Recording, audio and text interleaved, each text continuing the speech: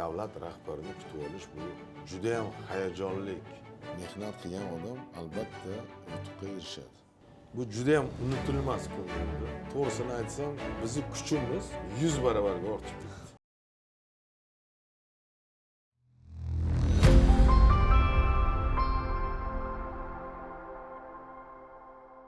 Qodir aka, assalomu alaykum. Intervyuga rozi bo'lganingiz uchun kattakon rahmat. Sizni ko'pchilik muvaffaqiyatli katta tadbirkor deb bilgani uchun, o'zimiz jamoa ham shunaqa deb bilgani uchun, birinchi bo'lib o'tmishdan boshlasak, yo'q demasangiz. Mayli. Birinchi savolim asosiy odamlarni qiziqtiradigan B Holdingga asosiy faoliyati o'zi nimadan iborat bo'lgan va eng o'zingizni esda qolgan loyihangiz qaysi bo'lgan? Mana yaxshi savol berdingiz. Biz endi tadbirkorlikni juda ham erta boshlaganmiz. Endi u paytlarda Sovet ittifoqi davrida boshlaganmiz. 89-yilda armiyaga borib kelgandan keyin oddiy ishchi bo'lib boshlaganmiz. Mehnat qilib, harakat qilib mana sekin asta shu darajaga kelganmiz. Mehnat qilgan odam albatta yutuqqa erishadi. Kimnidir yordam qilmadi, kimdandir nimadir yordam bo'lmagani yoki bir sabab qilib ko'rsatgan odam bu noto'g'ri deb o'ylayman. Chunki bir marta bo'lar sabab bo'lib bir joyda ishi bitmas, ikki marta bitmas, lekin harakat qilaversa odam baribir o'sha qilgan niyatiga yetadi. Bizni kompaniyani asosiy loyihalaridan metallurgiya sohasi, qurilish sohasi bor. Endi asosan metallurgiya eng asosiy sohalarimizdan. Shuning uchun mana hozirgi kunda O'zbekistonning eng yirik metallurgiya kombinatini ham mana muhtaram prezidentimiz ishonib topshirdilar. Shuni rivojlantirish bo'yicha mana hozir qattiq bel bog'lab ishlayapmiz. Shunda Sovet paytida boshqa savolga uzr o'tib ketdim. Sovet paytida mehnatdan boshlagansiz. Ya'ni o'sha qanaqadir ko'p pul bilan boshlamagansiz, katta kapital bilan boshlanmagan, o'zingiz ishlab, o'sha kommunizm paytida, sotsializm paytida o'zingiz ishlab boshlagansiz. O'sha nima ish bo'lgan sir bo'lmasa? Birinchi ishingiz. Endi buni oldin ham aytib o'tib ketganman boshqa jurnalistlarga ham. Birinchi ishimiz shu oddiy dehqonchilik bo'lgan. Shu 89-yillarda shu kolxozni bog'ini shu ijaraga olib, shu yerdan ish boshlaganmiz. Umuman pulim bo'lmagan. Umuman mana armiyadan kelganimizdagi pulimiz bo'lmagan. Otamizda ham pul bo'lmagan, sababi davlat ishda oddiy oylikka ishlagan odam farzandlarni 7 farzandni boqish, nimadan orttirib bo'lmaganda pulni. Shu harakat qilib sekin astalik bilan rivojlanganmiz. Rahbar bo'lishingiz qanaqa bo'lgan? Misol uchun o'sha sayohatda bo'lganingizda, keyin kelganingizda nima taklif bo'lganmi? Misol uchun o'zingizda endi bu birinchi o'rinda baribir davlatga qo'shadigan hissangiz, katta hissangiz, bu yerda ishlashingiz, raisligingiz bilan, katta tajribangiz bilan o'zi qanaqa bo'lgan bu vaziyat? Endi vaziyat chaqirib mana shu yerga rahbar bo'lishimni aytishgan bo'ldi. U meni avvalambor bu burchim.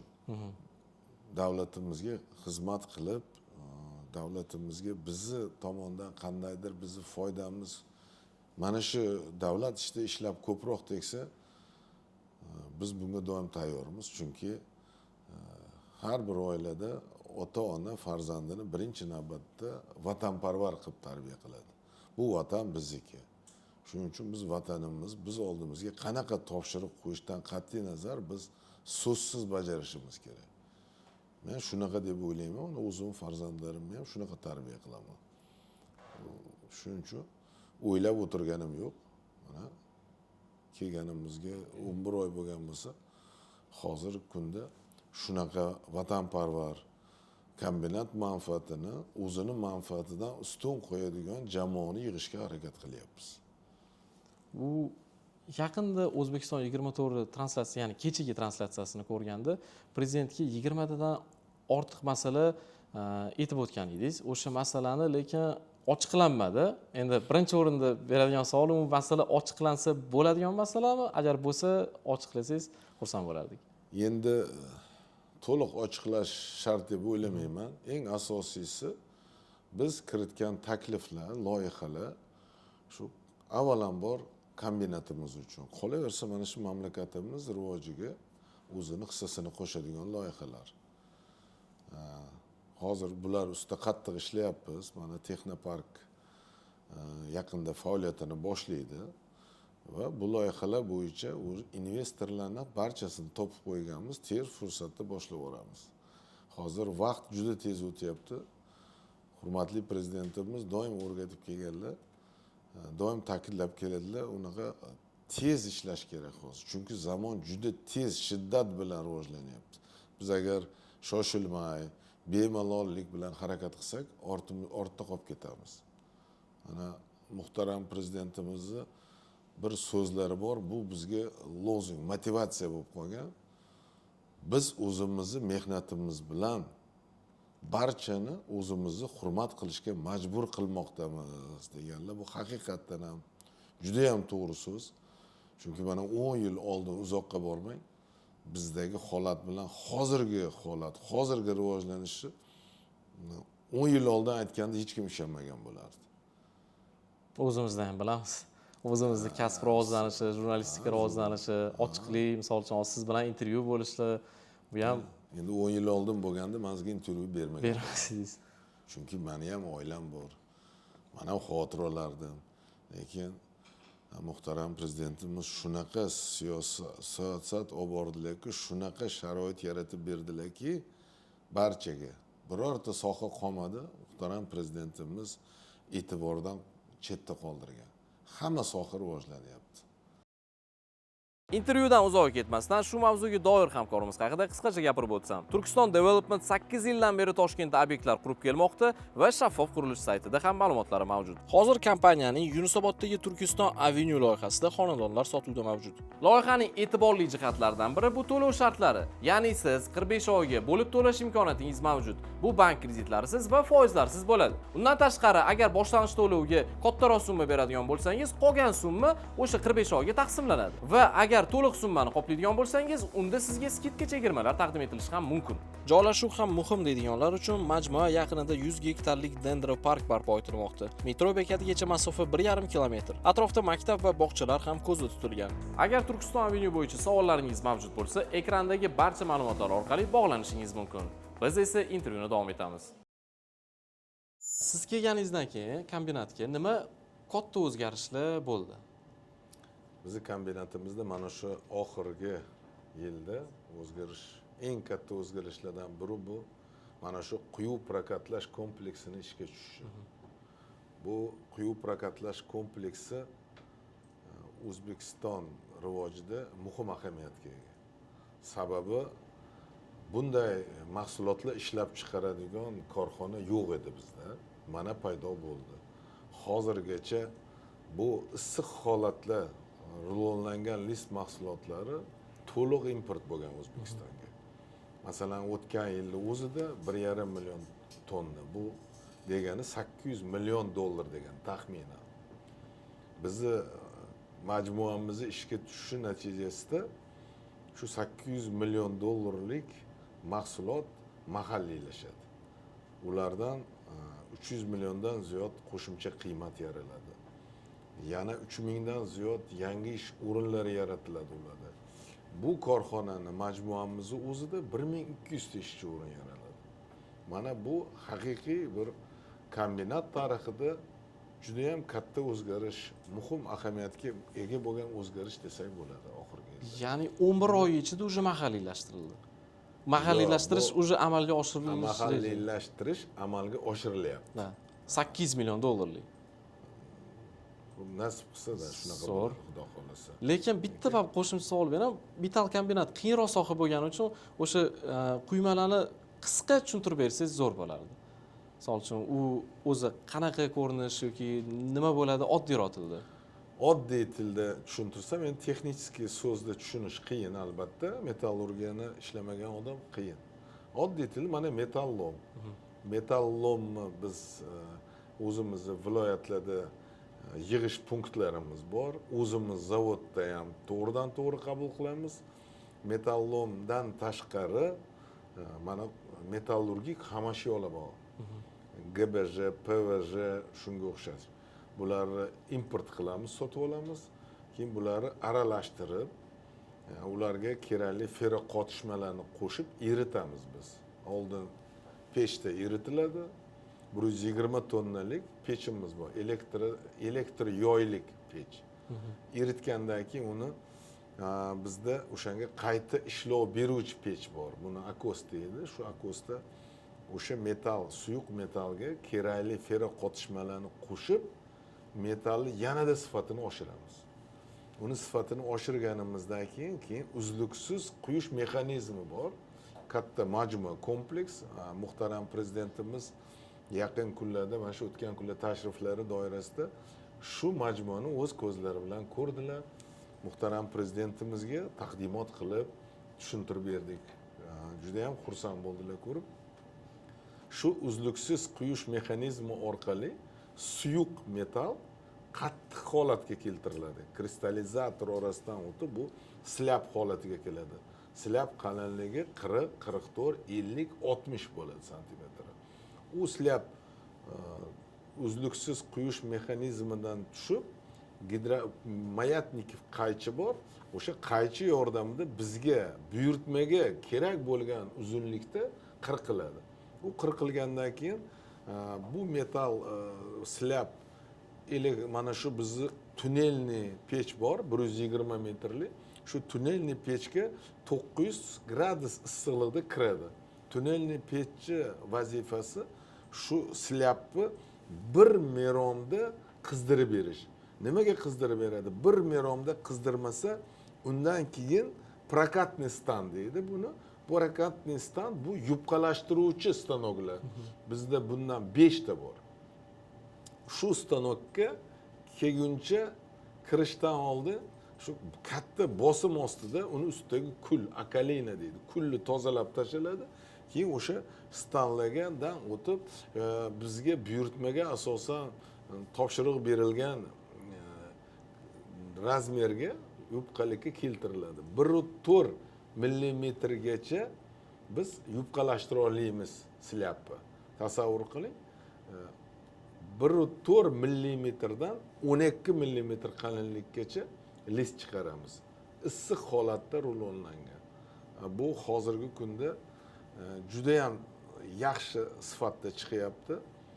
Shuning natijasida bizni mijozlarimiz ana hozirgi kungacha bu issiq holatda rulonlangan list mahsulotlarini Rossiyaning Magnitogorsk metallurgik zavodi, Qozog'istonning Karmet zavodlaridan sotib olgan mijozlar, O'zbekistondagi mijozlar. Bizi mahsulotimizni ular ishlatib ko'rgandan keyin bizi mahsulot sifat darajasi bizi raqobatdosh kompaniyalarning sifatidan ancha yuqoriligini e'tirof etishdi. Bu ham bizi bozordagi raqobatdoshligi muhitimizni bizga katta yordam beradi raqobatdoshlikka. Shu raqobatdoshlik bo'yicha aytadigan bo'lsam, boshqa davlatlarni shu metall kombinatlari bo'yicha O'zbekiston menimcha yuqori darajada tursa kerak. O'zimiz chunki press turda o'tganimizda masshtablar juda katta. U o'zingizni fikringiz bo'yicha O'zbekiston mana shu metall kombinat qaysi darajada hozir? Qaysi darajagacha olib borish niyat? Hozirgi kunda O'zmet kombinat shu o'rta darajada, juda yuqori darajada deb ayta olmayman. Sababi buni eng birinchi sabablardan biri bizda metallurgik xomashyoning yetishmasligi. Biz metallurgik xomashyoni 60% gacha import qilamiz. Bizning asosiy maqsadimiz kombinatni hech qaysi davlatga metallurgik siryo bo'yicha qaram bo'lmasligini ta'minlash. Asosiy eng katta maqsadimiz shu. Kelajakda shu maqsadga erishish uchun juda katta loyihalarni rejalashtirib qo'yganmiz. Albatta bularni amalga oshiramiz. Bularni amalga oshirganimizdan keyin bizning kombinatimiz o'sha dunyodagi eng sifatli, eng arzon, eng o'sha mijozlarga mos keladigan mahsulot ishlab chiqarishiga ishonaman. Shuni ustida juda qattiq ishlayapmiz hozirgi kunlarda. U taxminan necha yillik proyektlar? Shu 4-5 yillik. 4-5 yillik. Qisqa muddatli ekan. Qisqa. Endi bu qisqa muddat to'g'ri. Ha.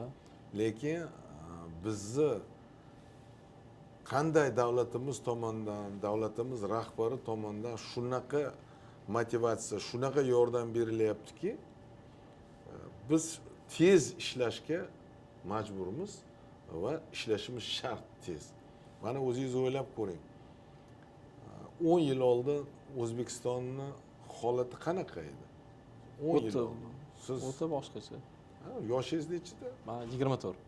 24da. Siz 10 yil oldingi holatni uncha bilmasligingiz ham mumkin-da.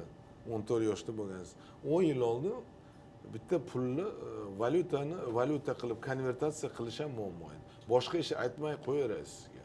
Hozir shunaqa tez o'zgarish bo'ldi 10 yil ichida.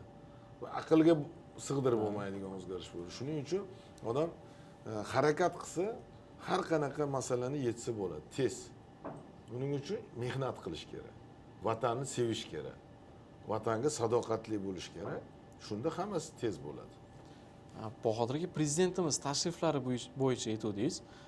Biz endi rasmlardan, videolardan ko'rdik, o'zimiz bu yoqda bo'lmaganimiz sababli, lekin menimcha ancha mamnunlar, xursand ko'rindi rasmlardan. O'zingiz o'sha kutib olishni qanaqa ta'riflab bera olasiz? Qanaqa qiyinchiliklar bo'ldi? Qiyin bo'ldimi bunga tayyorgarchilik ko'rish? Endi har qanday rahbar uchun yoki oddiy tadbirkor uchun, har qanaqa inson uchun davlat rahbarini kutib olish bu juda ham hayajonli holat. Albatta bunga biz juda qattiq tayyorgarlik ko'rganmiz. Biz muhtaram prezidentimizni intizorlik bilan kutdik desak bo'ladi jamoamiz bilan. Chunki biz asl maqsadimiz shu kombinatimizni oyoqqa qo'yish, yuqori darajalik kombinatlarni qatoriga qo'shish, shu dunyodagi eng yirik metallurgik kompaniyalariga qatoriga aylantirish. Shuning uchun juda harakat qildik. Muhtaram prezidentimiz kelganlarida biz o'zimizni barcha iltimoslarimizni aytdik. Hurmatli prezidentimiz barchasiga qo'llab-quvvatladilar. Bizni hayotimizda, O'zmedkombinat hayotida demoqchiman. Bu juda ham unutilmas kun bo'ldi. To'g'risini aytsam, bizni kuchimiz 100 barobarga ortib ketdi. Biz hech narsadan endi qaytmaymiz. Chunki bizni orqamizda shunday tog' turibdi, davlat rahbari ularni bergan motivatsiyalari buni hech qanaqa kuchga tenglashtirib bo'lmaydi. Biz ishlashni, mehnat qilishni shu davlat rahbarimizdan o'rganamiz. Bahodir aka, endi bosh savolga o'tsam, O'zmedkombinatga kelganingizda rais sifatida katta qarzi mavjud bo'lgan. U qarzni siz menimcha endi kelishdan oldin bilgansiz, u sizda qanaqa qo'rqmagansiz shu vaziyatda? Misol uchun, u qarzni siz bartaraf etishingiz kerak bo'ladi, va bu o'sha vazifa yuklanadi. U narsadan qanaqa qo'rqmagansiz? Qanaqa hissiyot o'zi bo'lgan? Endi birinchidan har qanaqa kompaniyani, u xususiy tadbirkor bo'ladimi, doim qarzi bo'ladi.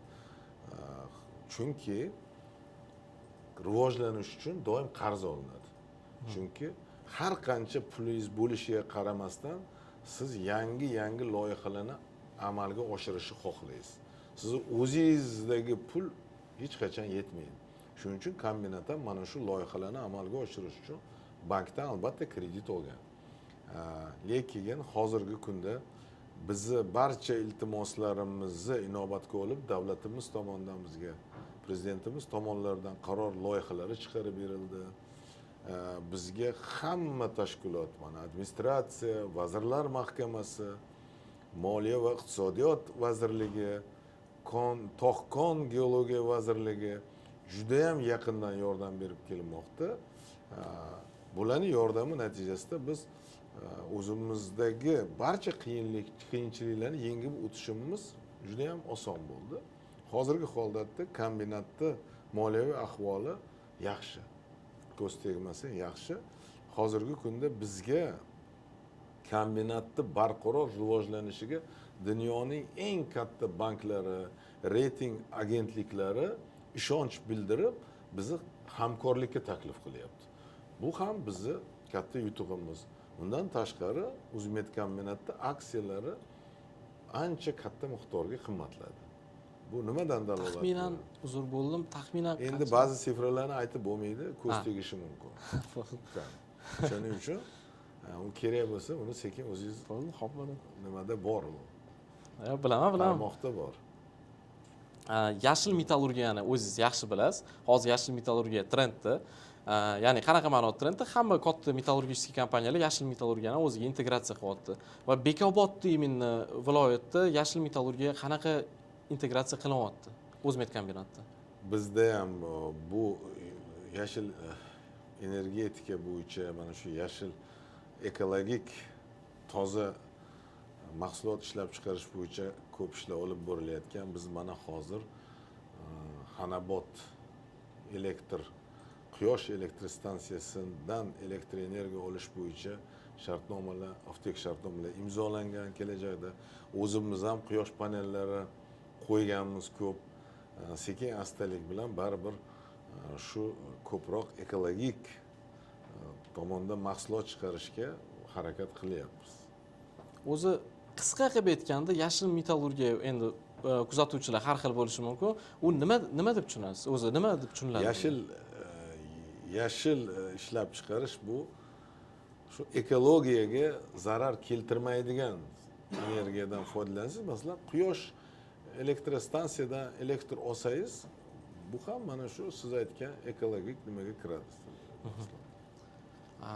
O'zmet kombinatda yosh mutaxassisligi qanaqa imtiyozlar mavjud? Ya'ni zavodga kelib, men kim bo'lib keta olayman, oddiy zavodda ishchisi bo'lib kelajakda.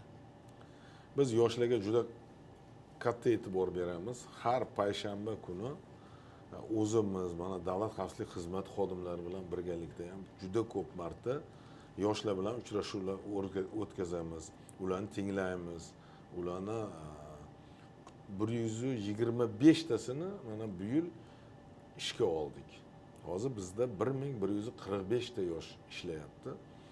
Biz yoshlarimizni rivojlantirish uchun hozirgi kunda mana Oliy ta'lim vazirligi bilan 10 ta universitet bilan kafedralar ochish bo'yicha kelishib oldik. Undan tashqari Perm Politexnika instituti bilan 500 ta yosh ishchi xodimlarimizni bepul onlayn o'qitish bo'yicha ham shartnomalar imzolaganmiz. Mana hozirda 100 dan ko'plari o'qishyapti. Bu ham mana shu yoshlarimizga bo'lgan ishonch, bizni yosh mutaxassislarimiz kelajakda mana shu Uzmet kombinatni yanada yuksaltirishiga bo'lgan poydevor deb o'ylayman. Chunki yoshlar bizni kelajagimiz. Yo'q, endi misol uchun oddiy zavodda ishchisi bo'lib kelib, ko'tarilib ketish ehtimoli bormi? Albatta. U o'ziga bog'liq, lekin hech kim to'sqinlik qilmaydi, unaqa narsalar bo'lmaydi. Unaqa narsa yo'q. Bizda hamma narsa shaffof, ochiq. Kim mehnat qilsa, harakat qilsa, albatta yutuqqa erishadi. Mana sizga oddiy bitta misol keltiraman. Bizni bir Dilnoza degan qizimiz muhtaram prezidentimiz kelganlarida o'zini tabrikini yo'llab, o'zi yozgan 4 kuplet she'rini aytib berganiga istisno tariqasida muhtaram prezidentimiz Zulfiya davlat mukofotini berdilar. Bu bizni yoshlarimizga shunaqa katta motivatsiya bo'ldi. Hozir tasavvur ham qila olmaysiz, kombinatda hamma hozir havas qilib, men ham shu katta yutuqqa erishaman, men ham prezidentimizdan bir sovrin olaman deb o'sha harakatga tushib qolishdi. Bunda katta yutuq. Yana bitta joyi zamonaviy zavod ishlab chiqarishda IT va raqamlashtirishsiz zavodni tasavvur qilish qiyin. O'zmet kombinatda nima raqamlashtirish qayerda ishlatilyapti va nima masalani hal qilyapti? Uzmet kombinatda bu sohada juda qattiq ish ketyapti. Bizning juda ham yetuk mutaxassislarimiz bor. Yana yoshlardan kuchlik shu yo'nalishdagi xodimlarni ishga olganmiz. Biz aqlli kombinat qilmoqchimiz. Bu boshlangan. Bizda hozirgi kungacha mana Uzmet kombinatga kelyapgan yuk siryo metallurgik xomashyo olib kelayotgan mashinalar hammasi bizni platformamizdan, elektron platformamizdan foydalanadi. navbat elektron, hech qanday inson omili aralashmaydi bunga. Shuni natijasida mana bizga yuk olib keladigan mashinalar soni 40% ga ko'paydi. Tasavvur qilasizmi? 40% degani bu qancha qo'shimcha hajm degani. Raqamlashtirish orqasidan. Undan tashqari biz mana shu kombinatimizdagi ishchi xodimlarimizni qoidaga rioya qilishi, mana kiyim kiyish, onlayn va sun'iy intellekt o'zi aniqlaydi. Kim xato qilsa, kim formasini, kiyinish formani buzsa, o'zi aniqlab, o'zi xabar beradi.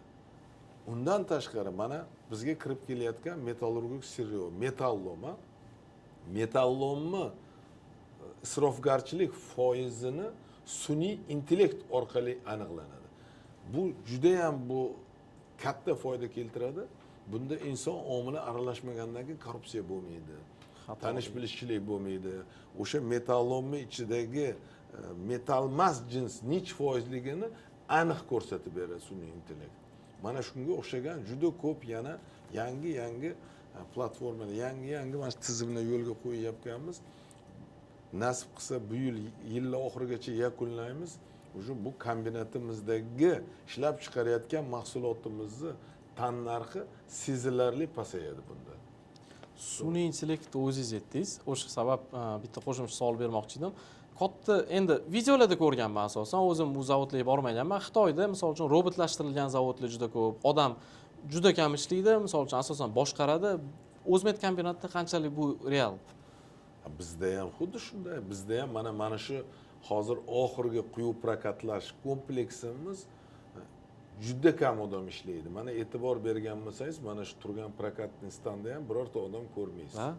Birorta odam ko'rmaysiz. Hammasi mana shu yerda 4 ta odam mana shu pultdan boshqaradi. Ya'ni kelajakda to'liq sun'iy intellekt bo'lish ehtimolini albatta bizda mana hozir hattoki mana shu ishlab chiqarishlarda оборудованиyaning mana shu qismlarini buzilishini oldindan ko'ra biladi vaziyatlar markazi. Vaziyatlar markazida shunaqa hozirgi kungacha 10 mingdan ziyod datchiklar o'rnatilgan оборудованиялаrimizga, masalan o'sha qaysidir оборудование ishdan chiqadigan holatga kelsa, uni oldindan ko'rib turadi. Mana oddiy bitta podshipnik qizisa, o'shani qizigani vaziyatlar markazida ko'riladi. Bu qizidimi? Demak, u qizib turib 10 kun ishlashi mumkin yoki 5 kun ishlashi mumkin. Uni temperaturasi ko'paygani o'shda ko'rinadi. Zudlik bilan boradi, u buzilmasdan turib uni oldini oladi, almashtiradi yoki ta'mirlaydi. Natijada ishlab chiqarishda to'xtalishlar soni kamayadi. To'xtalishlar soni kamaygandan keyin ishlab chiqarish hajmi ko'payadi. Ishlab chiqarish hajmi qancha ko'p bo'lsa, tannarx shuncha tushadi. Masalan, bitta mahsulotni siz 100 ta ishlab chiqarsangiz 10 so'm bo'lsa, uni 1000 ta ishlab chiqarsangiz u 2 so'm bo'lishi mumkin. Misol uchun aytyapman. Hamma narsa o'shaning uchun albatta ishlab chiqarishni uzluksiz qilishga harakat qilishimiz kerak. Biz shuni ustida juda ishlayapmiz, harakat qilib. Sun'iy intellekt bo'yicha eshitganimdan juda xursand bo'ldim. O'zi asosiy bo'limimizda boshqa savollar ham bor edi. Ularga boshqa savollar ichida javob berib ketdingiz. O'shanga berish kerak deb bilmayman. Blitzga ruxsat bersangiz, 2-3 ta savolga o'tsak. Qisqa savol beraman, qisqa javob. Mayli. Odamni hayratlantiradigan bitta fakt aytishingiz kerak bo'lsa, O'zmet kombinat bo'yicha o'sha nima fakt bo'lardi? Masshtabini tushuntirishga. Muhtaram prezidentimiz tashriflari.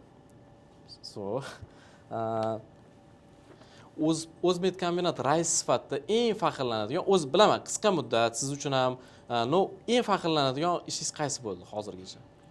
Eng faxrlanadigan ishim mana shu kombinat ishchi xodimlarini rozi qilishim. Bu o'xshadi. Ya'ni bu faxrlanadigan ish уже bo'ldi. Insonlarni rozi qilib, ularni ishonchiga kirib, ularning duosini olish. Birinchi navbatda davlatimiz rahbari tomonidan berilgan ishonchni oqlash. Tak, unda keyingi savolga o'tsak, u ham qisqa muvaffaqiyat bu siz uchun nima?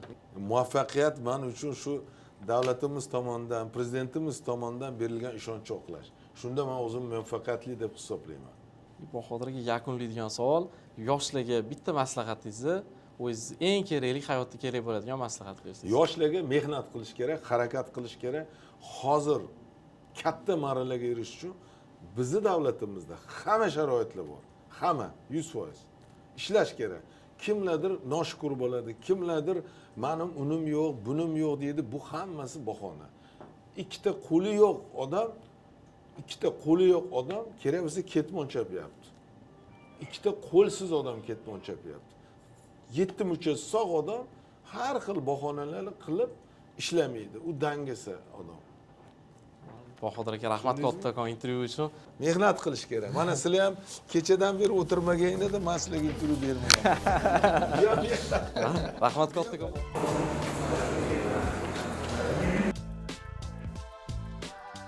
Maqsadimiz bitta. Biz mustaqil O'zbekistonimiz hech kimga qaram bo'lmasligi kerak. Shuncha yoshlar ko'rib sizni bivaydagi ega bo'laylik deb bular motivatsiya yaxshilar.